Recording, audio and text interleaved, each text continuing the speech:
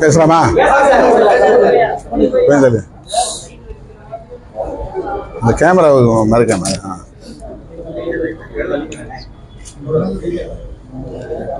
நடைபெற உள்ள சட்டப்பேரவை பொதுத் தேர்தலில் விடுதலை சிறுத்தைகள் கட்சி திராவிட முன்னேற்ற கழகத்தின் தலைமையிலான மதசார்பற்ற முற்போக்கு கூட்டணியில் 8 இடங்களில் போட்டியிடுகிறது. 8 இடங்களுக்கான வேட்பாளர்களை ஏற்கனவே அறிவித்திருக்கிறோம். காட்டுமன்னார்குடியில் நான் போட்டியிடுவதாக அறிவித்தேன். வேட்புமனு தாக்கல் செய்வதற்கு இன்னும் 2 நாட்கள் மட்டுமே உள்ளன.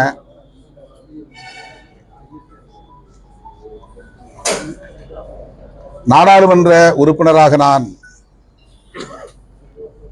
2 ஆண்டுகளை முடித்திருக்கிறேன். இன்னும் 3 ஆண்டுகள் உள்ளன. என்றாலும் நான் சட்டப்பேரவைக்கு செல்ல வேண்டும் என்று விரும்பினேன். என்னுடைய உள்ளுணர்வு, நான் சட்டப்பேரவையில் இருக்க வேண்டும், சட்டப்பேரவையில் விளிம்பு நிலை மக்களுக்கான அரசியலை பேச வேண்டும் என்று இன்றைக்கல்ல, கடந்த 25 ஆண்டுகளாகவே நான் பதவியை ராஜினாமா செய்த காலத்தில் இருந்து எண்ணி வந்திருக்கிறேன். அந்த கனவு எனக்கு நீண்ட நாள் கனவு. 2001 மங்களூர் தொகுதியில் நான் போட்டியிட்டு உதயசூரியன் சின்னத்தில் வெற்றி பெற்று 2.5 ஆண்டுகள் நான் பதவியில் இருந்தேன். 2004 ஆண்டு பிப்ரவரி 3ஆம் நாள் என்று கருதுகிறேன் என்னுடைய பதவியை ராஜினாமா செய்தேன். பதவியில் எனக்கு பெரிய ஈடுபாடு இல்லை, பிடிப்பில்லை. முதலாக நான் சட்டமன்ற உறுப்பினராக வெற்றி பெற்றும் சட்டமன்ற உறுப்பினர் பதவியை மிக இலகுவாக நான் உதறிவிட்டு வெளியே வந்தேன். 2006ஆம் ஆண்டு அதிமுக கூட்டணியிலே தமிழ்நாட்டில் 9 இடங்களும், பாண்டிச்சேரியில் 1 இடமும் என 10 இடங்களை பெற்று போட்டியிட்டோம் மணி சின்னத்தில். அப்போது நான் மங்களூர் தொகுதியிலேயே மீண்டும் போட்டியிடுவது என்று முடிவெடுத்திருந்தேன். ஏனென்றால் நான் போட்டியிட்டு வென்ற தொகுதி. 2.5 ஆண்டுகளில் பதவியை நான் துறந்த நிலையிலே மீண்டும் அதே தொகுதியில் நான் போட்டியிட வேண்டும் என்று விரும்பினேன். கடைசி நேரத்தில் கட்சியில் என்னோடு களத்தில் நின்ற முன்னணி பொறுப்பாளர் எனக்கு கடலூர் மாவட்டத்தில் ஏதேனும் ஒரு தொகுதி வேண்டும் என்று கேட்டுக்கொண்டார். காட்டுமன்னார்குடியில் நீங்கள் நின்றால் எனக்கு மங்களூர் வேண்டும், மங்களூரில் நின்றால் எனக்கு காட்டுமன்னார்குடி வேண்டும் என்று கேட்டார். என்னை நம்பி வந்த நிலையில் அன்றைக்கு பெரிய போட்டி இல்லை. ஆகவே நான் கடைசி நேரத்தில் போட்டியிடுவதை தவிர்த்தேன். 2006 இது நடந்தது. நான் போட்டியிடுவதற்காக பெற்ற தொகுதி மங்களூர் என்கிற திட்டக்குடி தொகுதி.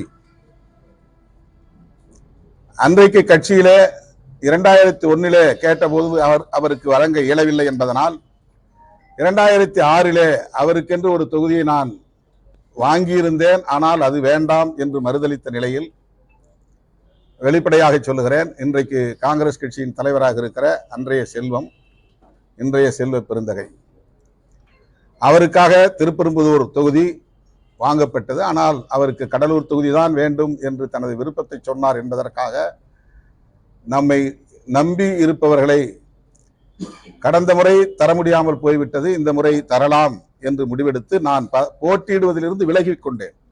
அன்றைக்கு இது பெரிய அளவில் பேசப்படவில்லை. அப்போது சமூக ஊடகங்கள் இல்லை. ஒரு இடம் கிடைத்தாலும் நாம் தான் போட்டியிட வேண்டும் என்று விரும்புகிறவர்கள் உள்ள அரசியல் களத்தில் நான் போட்டியிடுவதற்காக நானே கேட்டு பெற்ற தொகுதியை நான் போட்டியிடாமல் தவிர்த்து கட்சியில் ஒருவருக்கு வழங்கிய வரலாறு உண்டு. பதவியில் எனக்கு பெரிய பிடிப்பில்லை என்பதற்கு இதுவும் ஒரு சான்று. சட்டமன்ற உறுப்பினர் பதவியை ராஜினாமா செய்தேன். சட்டமன்ற உறுப்பினர் பதவிக்கான தொகுதியில் போட்டியிடுகிற வாய்ப்பையும் தவிர்த்தேன். அப்போது நான் போட்டியிட்டு வெற்றி பெற்றிருந்தால் நான் தொடர்ந்து சட்டமன்ற பேரவை தேர்தல்களிலேயே 5 ஆண்டுகளுக்கு ஒரு முறை போட்டியிடுகிற சூழல் அமைந்திருக்கும். 2006 நான் போட்டியிடாமல் தவிர்த்ததனால் 2009 நான் நாடாளுமன்ற தொகுதியில் போட்டியிட்டு 1 லட்சம் வாக்குகள் வித்தியாசத்தில், அதுவும் சொந்த சின்னத்தில் தான் வெற்றி பெற்றேன்.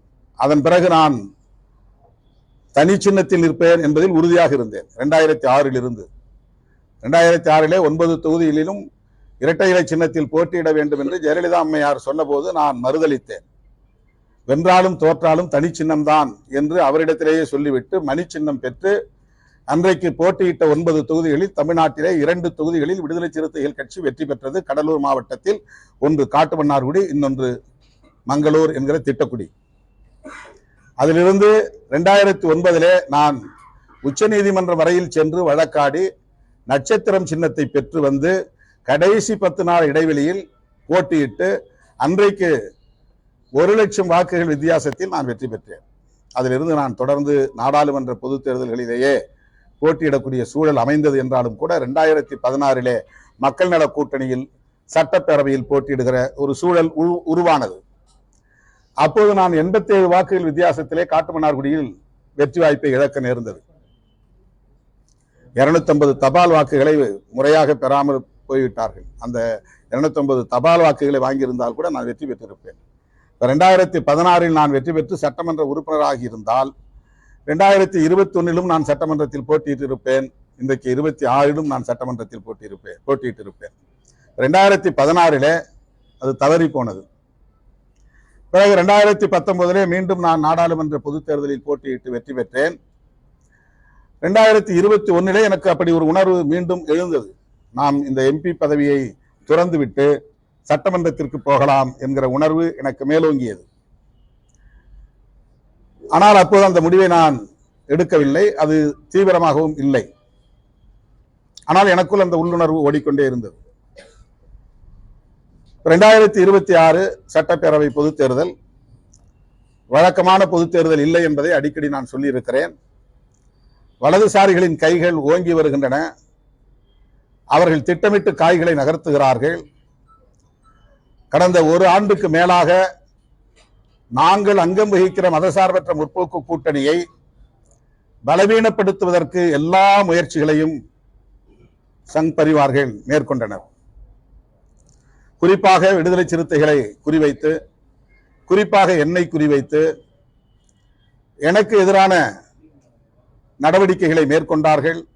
அல்லது நயவஞ்சகமாக என்னை அந்த கூட்டணியில் இருந்து பிரிக்க முயற்சி செய்தார்கள்.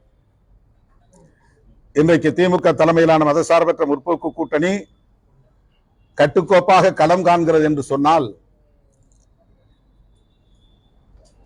அதற்கு விடுதலை சிறுத்தைகள் கட்சி, குறிப்பாக திருமாவளவன் மிக முக்கிய காரணம் என்பதை நான் பெருமிதத்தோடு சொல்ல கடமைப்பட்டிருக்கிறேன்.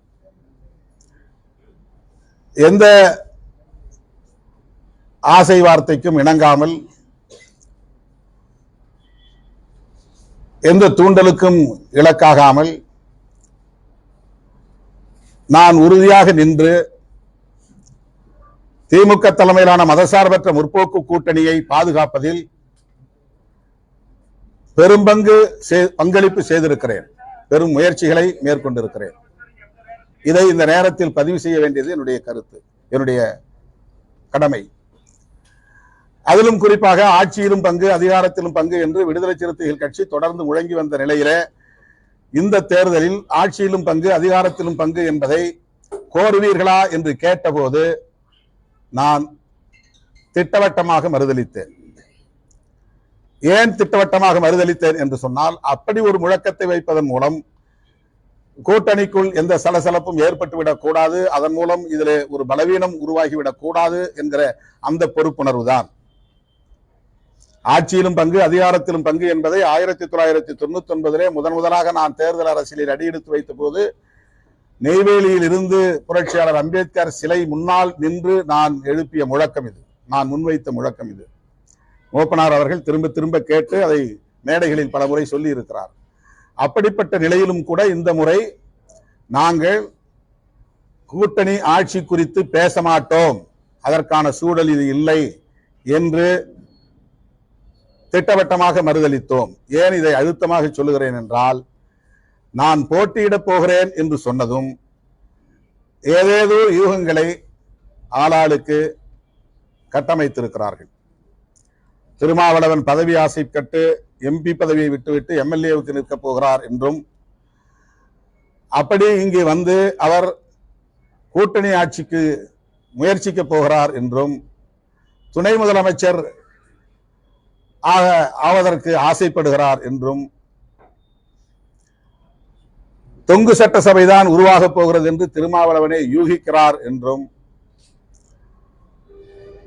அதனால் அவர் சட்டமன்றத்திலே இருந்தால்தான் கூட்டணி ஆட்சிக்கான கருத்தை உயர்த்தி பிடிக்க முடியும் என்று அவர் கருதுகிறார் என்றும் ஆளாளுக்கு அவரவர் யூகங்களை எல்லாம் செய்திகளாக்குகிறார்கள்.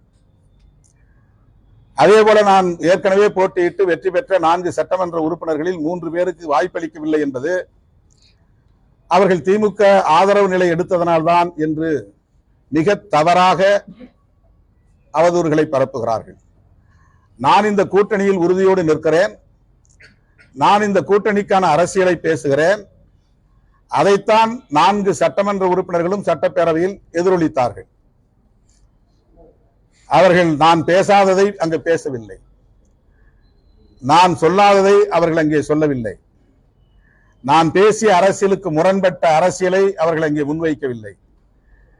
நான் வெளியிலிருந்து என்ன பேசுகிறேனோ அதைத்தான் எமது சட்டமன்ற உறுப்பினர்கள் சிந்தனை செல்வன், ஷாநவாஸ், எஸ் பாலாஜி, பனையூர் பாபு, இந்த 4 பேரும் எடுத்துரைத்தார்கள். அவர்கள் மிகச் சிறப்பாக விடுதலை சிறுத்தைகளின் அரசியலை பேரவையில் எடுத்து வைத்தார்கள் என்பதை யாரும் மறுக்க முடியாது.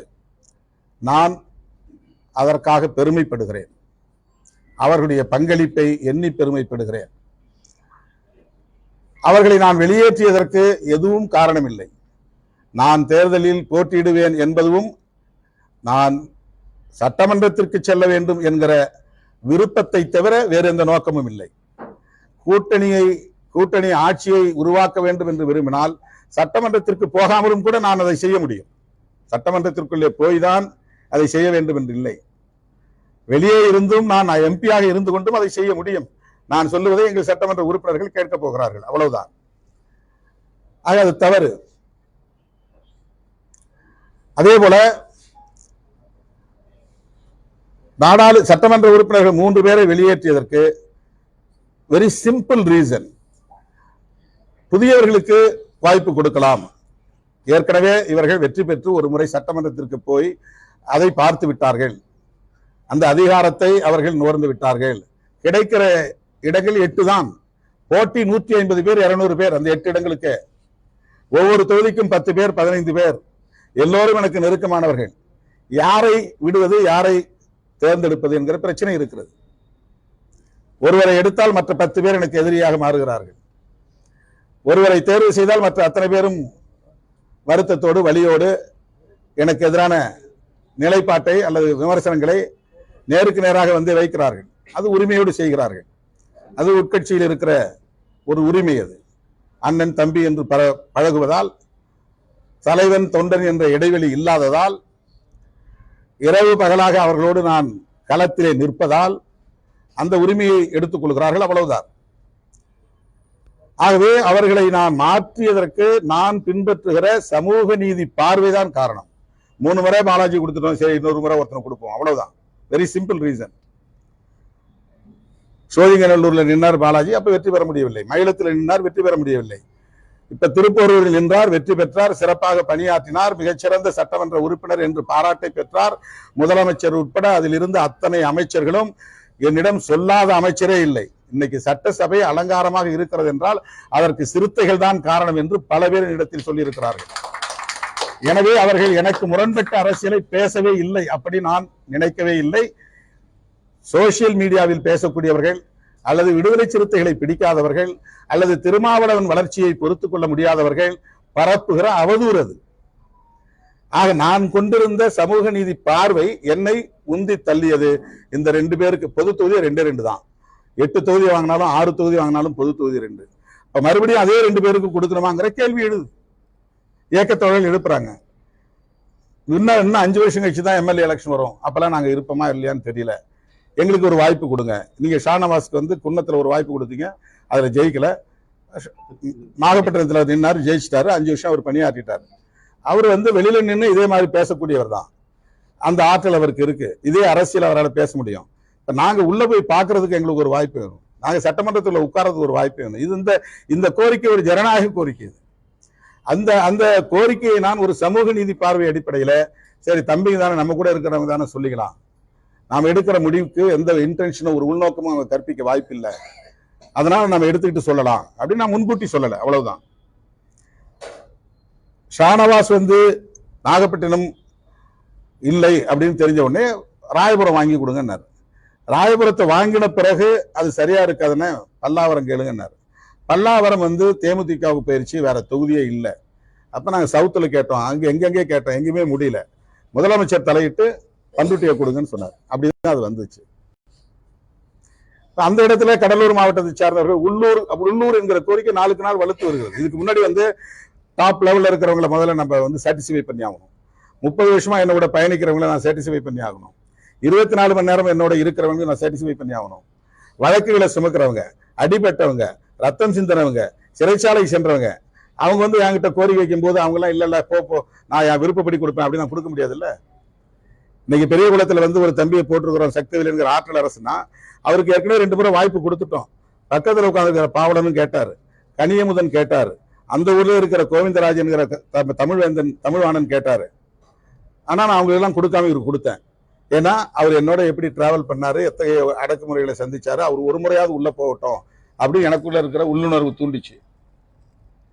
ஏற்கனவே 2 முறை வாய்ப்பு கிடைச்சாலும் கூட அவர் அப்ப வந்து சாதாரண ஒரு கூட்டணி 2001 நாங்க ரொம்ப வலுவில்லாத ஒரு கூட்டணியில இருந்தோம். அடுத்து மக்கள் நல கூட்டணி, வலுவில்லாத ஒரு கூட்டணி. இப்ப இந்த முறை அவர் வந்து கேட்கிறார், ஒரு போன்ல வந்து அவர் வந்து என்ன பழைய காலத்துக்கு எடுத்துட்டு போயிட்டார், ரீகால் பண்ணிட்டு போயிட்டார். உடனே நான் வந்து சரிப்பாப்பா நீ போய் நில்லு அப்படின்னு சொல்லிட்டேன். இப்படிதான் வந்து தேர்வு பண்றோம். அப்ப அது மாதிரிதான் வந்து பாலாஜியை ரீப்ளேஸ் பண்ணதும் சரி, ஷானவாஸை ரீப்ளேஸ் பண்ணதும் சரி. அடுத்த செகண்டே பாலாஜி அண்ணா எடுத்த முடிவை நான் ஏற்றுக்கொள்கிறேன், அண்ணனோடு எப்போதும் நான் உடனிருப்பேன் அப்படி மெசேஜ் போட்டார். உடனே அன்னைக்கு அந்த அறிவிப்பு செய்த உடனே அதுல அவருக்கு எந்த வழியும் இல்லை. அன்னையில இருந்து என் கூட தான் அலுவலகத்தில் இருக்கிறார். ஷானவாஸ் இப்பதான் என்னை பார்த்தார். கிட்டத்தட்ட 1 மணி நேரம் என்னோட பேசிட்டு இருந்தார். நான் வந்து பிரச்சாரத்துக்கு போறேன், என்னுடைய டூர் ப்ரோக்ராம் அறிவிங்க, என்றென்றைக்கும் வந்து இந்த கட்சியின் நலன்களுக்காக மட்டுமே பாடுபடுவேன் அப்படிங்கிற ஒரு தகவலை சொன்னார். நான் ஏன் உங்க பேரை விடுபட்டு போச்சு, ஏன் நான் அதை தவிர்த்தேன் அப்படிங்கிறதுக்கு நான் விளக்கம் சொன்னேன். ஏன்பா நான் சொன்னா நீ கேட்டுங்கிற நம்பிக்கையில நான் மாத்தினேன், அவ்வளவுதான்.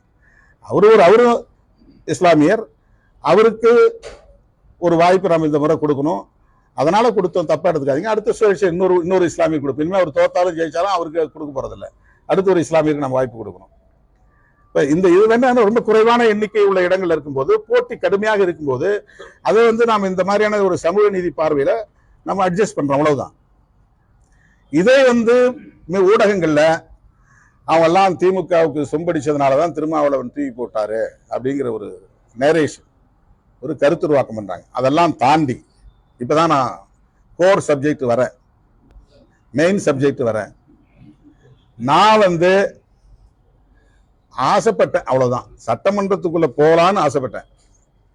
ஒரு வார்த்தை என்ன சொன்னேன்னா, அது எங்க தம்பிகளுக்காக, நான் பிரஸ்ல சொல்லல, நான் பேஸ்புக்ல லைவ்ல சொன்னேன். 2026 சட்டப்பேரவை தேர்தல் முடிவுகளுக்கு பிறகு தமிழ்நாட்டு அரசியல் சூழல் மாறும். அப்ப நான் சட்டமன்றத்தில் இருந்தா நல்லதுன்னு நான் நினைக்கிறேன், அவ்வளவுதான். இதுல எனக்கு எந்த விஷனும் பெருசா கால்குலேஷன் அது இது எதுவுமே கிடையாது, எதுவுமே கிடையாது. இது டார்கெட்டட், எது தமிழ்நாடுங்கிறது குறிவைக்கப்பட்ட ஒரு மாநிலமா மாறி இருக்கு. பிஜேபியும் அதிமுகவும் இங்க இருக்கக்கூடிய சமூக நீதி அரசியலை சீர்குலைக்கக்கூடிய ஏற்பாடுகளை செய்து கொண்டிருக்கிறார்கள்.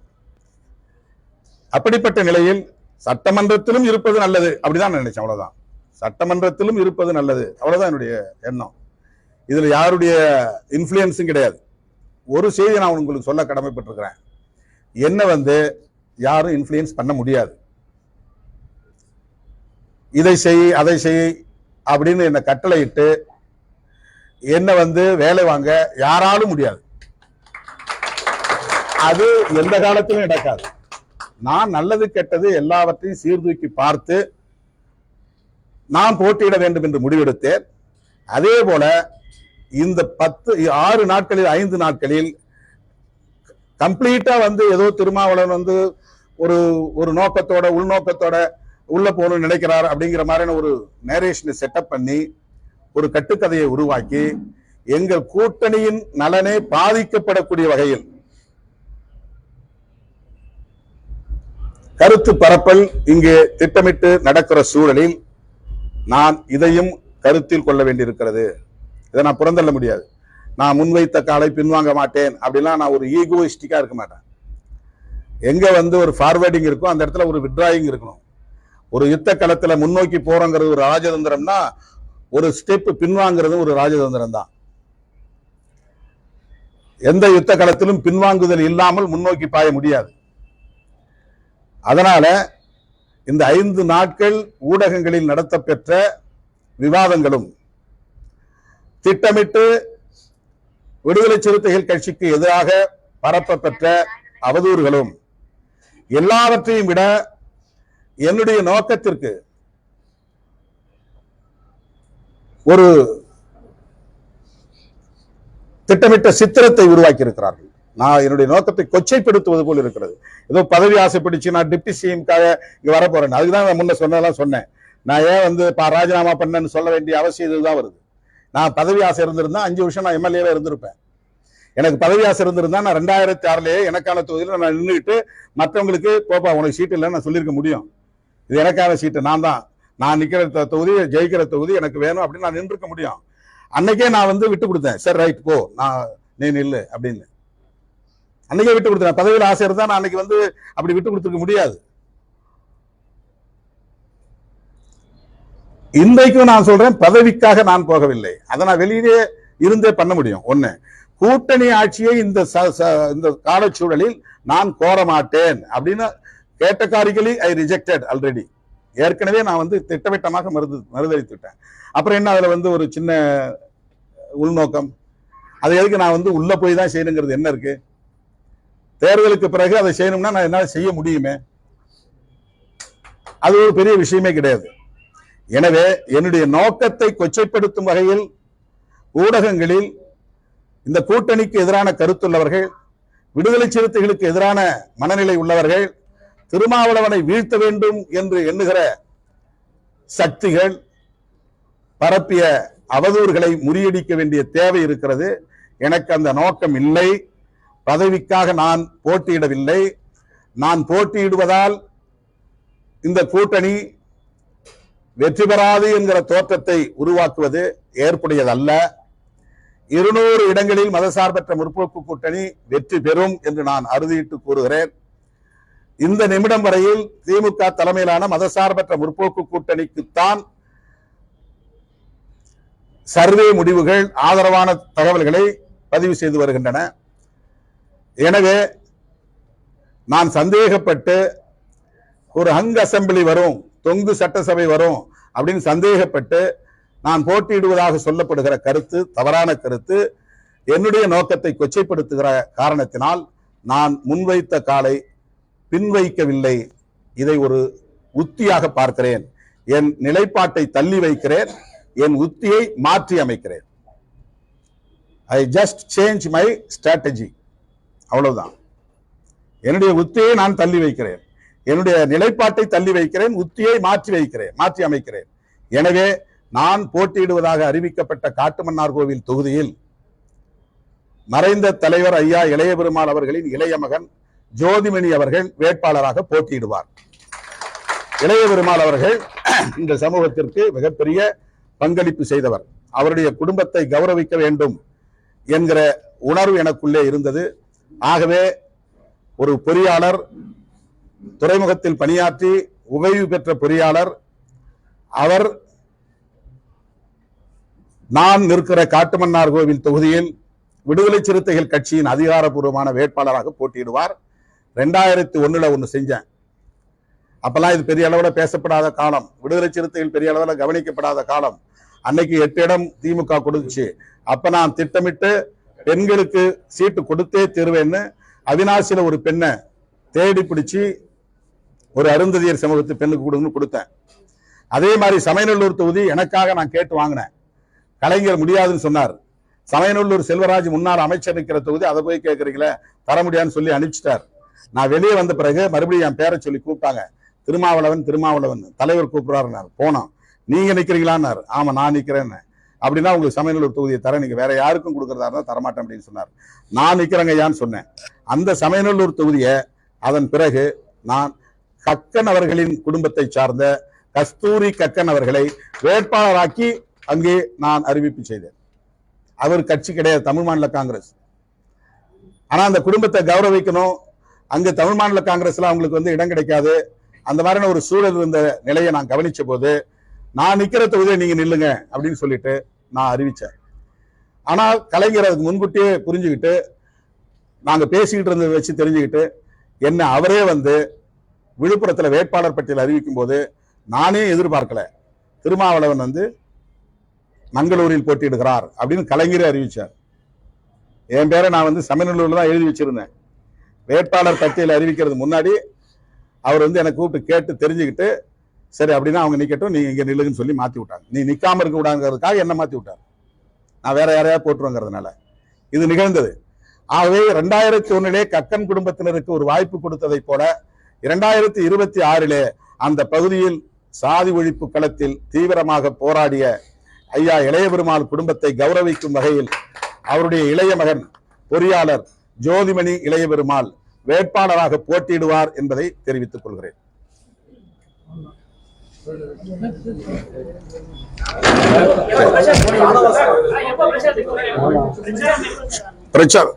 பிரச்சாரத்துக்கு நான் 5ஆம் தேதி நாளையிலிருந்து போறேன். முதற்கட்ட சுற்றுப்பயணம் ஒரு 7 நாள். ஷானவாஸ் எத்தனாம் தேதி போறாரு? ஷானவாஸ் தமிழ்நாடு முழுக்க விடுதலை சிறுத்தைகள் போட்டியிடும் அனைத்து தொகுதிகளிலும் பிரச்சாரம் செய்கிறார். ஆமா, அது எங்க அழைக்கிறாங்களோ அங்க முடிஞ்ச வரைக்கும் பிரச்சாரம். 9ஆம் தேதி 5ஆம் தேதி புதுச்சேரி, 6ஆம் தேதி காட்டுமன்னார்குடி, 7ஆம் தேதி காட்டுமன்னார்குடி, 8ஆம் தேதி பெரியகுளம், 9ஆம் தேதி கள்ளக்குறிச்சி, 10ஆம் தேதி பன்ருட்டி, 11ஆம் தேதி திண்டிவனம், 12ஆம் தேதி செய்யூர், 13ஆம் தேதி திருப்போரூர், 14ஆம் தேதி அரக்கோணம். இது முதற்கட்டமாக. அடுத்த பட்டியல் பின்னர் வெளிவரும். தலைமை தேர்தல் பணிக்குழு பொறுப்பாளராக கட்சியின் சட்டமன்ற உறுப்பினரும் துணை பொதுச் செயலாளருமான SS பாலாஜி அவர்களும், அமைப்பு செயலாளர் தமிழ்நியன், ஒழுங்கு நடவடிக்கை குழு செயலாளர் தேவராஜ், வனச்செழியன், தயா நெப்போலியன், கவினி, மூவிலியன் ஆகியோர், ஆதிமொழி ஆகியோர் தலைமையகத்திலிருந்து எல்லா தோழமை கட்சிகளையும் தொடர்பு கொள்ளக்கூடிய பணிகளை மேற்கொள்வார்கள். விடுதலை சிறுத்தைகளின் வேட்பாளர்களோடு தொடர்பில் இருப்பார்கள். அடுத்து ஷானவாசுடைய சுற்றுப்பயணம். சட்டப்பேரவை பொதுத் தேர்தல், மதசார்பற்ற முற்போக்கு கூட்டணி, ஆலூர் ஷானவாஸ் பரப்புரை பயணம். 9ஆம் தேதி பன்ருட்டி, 10ஆம் தேதி திண்டிவனம், 11ஆம் தேதி காட்டுமன்னார் கோயில், 12ஆம் தேதி நாகப்பட்டினம், 13ஆம் தேதி பெரியகுளம், 16ஆம் தேதி கள்ளக்குறிச்சி, 17ஆம் தேதி அரக்கோணம், 18ஆம் தேதி செய்யூர், 19ஆம் தேதி திருப்போரூர், 20ஆம் தேதி எழும்பூர் ஆகிய நாட்களில் தம்பி ஆலூர் ஷானவாஸ் அவர்கள் சுற்றுப்பயணம் மேற்கொள்கிறார்.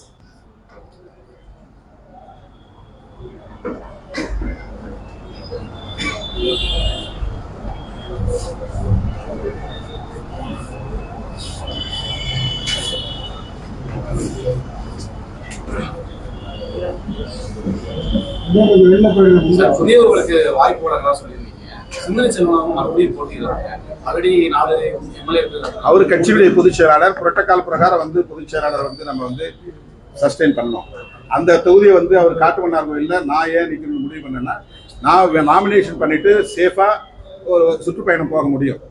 அது புரூவ்டு, அதாவது நிரூபிக்கப்பட்ட வாக்கு வங்கி உள்ள ஒரு தொகுதி.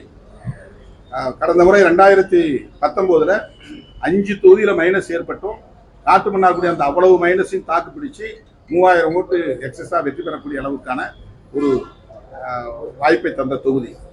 அந்த தொகுதியில் நான் நின்றால் ஒரு 4 நாள் கடைசியில் பிரச்சாரம் செய்தால் போதும், மற்ற நாட்களில் 8 தொகுதிகளுக்கும் தோழமை நிகழ்ச்சியும் போக வேண்டும் அப்படிங்கிறதுக்காக அந்த தொகுதியை முடிவு செய்யணும். நான் அங்க நிற்கிறதுனால சிந்தனை செல்வனை செய்யூருக்கு மாட்டோம். அவ்வளவுதான். நீங்க விருப்பப்பட்டு பின்வாங்கினாலும் நீங்க மாநில அரசியல் இன்னும் கூடுதல் வலுவெடுக்கணும் விரும்புறீங்களுக்கு ஒரு பின்னடைவா இருக்கு. அதெல்லாம் எந்த பின்னடைவும் ஏற்படாது. அது நம்முடைய முயற்சியை பொறுத்து தான். நான் சோர்வடைஞ்சாதான் பின்னடைவு. நான் ஒருபோதும் சோர்வடைய போறது